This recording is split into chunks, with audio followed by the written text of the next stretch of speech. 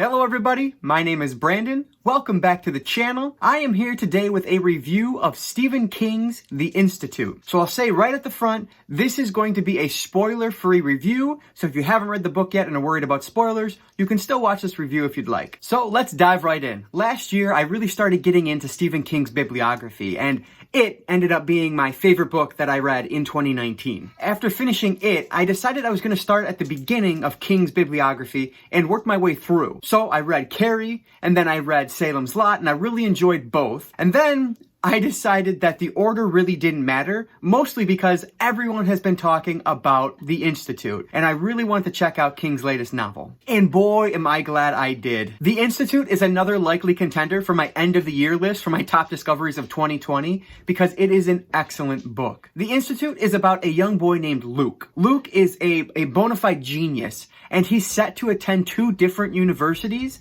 at the same time at only 12 years old. Before he's able to go, though, his parents are killed in the middle of the night and he is kidnapped. He wakes up in a room that looks almost identical to his, but everything's just a little bit off, just a little bit newer, and doesn't have the lived-in quality that his room really does have. It turns out, of course, that he is at the titular institute, and he's not alone. He meets a group of kids who all have similar stories and all have special powers. Luke, as it turns out, has some minor telekinetic powers, and the others in the institute have either TK, like Luke, or they have TP, which is telepathy. The kids are not treated very nicely, to say the least, so we follow these kids as they try to make their way out of the Institute. I know it's not unique to say, but I'm a big fan of King's writing. I started with his short stories back when I was in high school, and then a couple years ago, I read Pet Sematary. I didn't love Pet Sematary, but I really liked it, and so I liked it enough to continue on with his larger works. And with his writing style, he spends a lot of time introducing us to these characters and then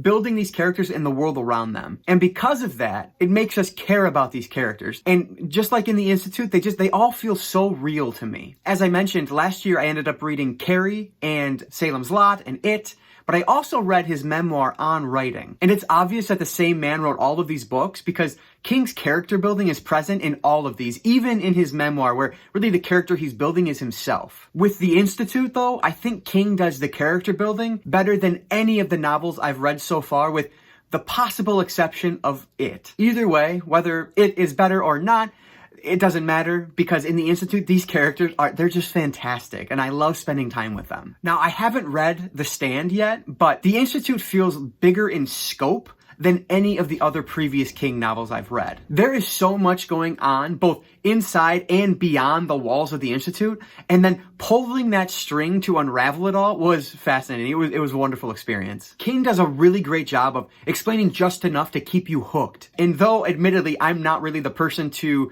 point out plot holes, because when I'm engaged in a story, I typically don't notice them or don't see them. But that said, I thought this whole story pieced together really, really well. The story does get a little slow and honestly a little nerdy at points, but I was so hooked that I didn't care, and I loved it. I loved those quieter moments that King was able to discover with these characters. The main character, Luke, was so complex that I was invested in his outcome from literally the very first chapter that we read about him. And the same can really be said about all of the characters that we meet at the Institute. These kids are interesting to follow. King loves bringing together a group of adolescents into an interesting and just terrible world, and then seeing how they work their way out of it, or how they manage this world that he creates for them.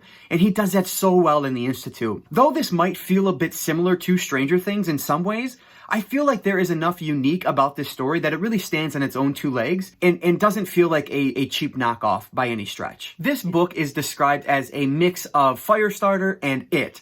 And though I haven't read Firestarter yet, I know what it's about, and I've seen parts of the movie. And so I definitely see why that connection is made, because it definitely falls into that. So that said, if you enjoyed either of those, definitely check out The Institute. It asks the reader, what are you willing to sacrifice to help others? It's a story of friendship and trust, and really how the smallest choices we make can have the biggest impacts on our lives. King's writing is beautiful, and is honestly a lot more emotionally heavy than I expected it to be. I loved The Institute, and it was the second book I read in 2020, and I already have my first 5-star rating of the year, which is pretty crazy because All of last year in 2019, out of the 91 books I read, I only had 7 5-star books. So I don't give out 5 stars lightly, and The Institute definitely earns that rating. I will also mention that I read this via audiobook, and the narrator, Santino Fontana, is excellent. He is tasked with voicing a boatload of characters throughout this 19-hour audiobook, and he does a wonderful job of keeping them all unique. As the story progresses,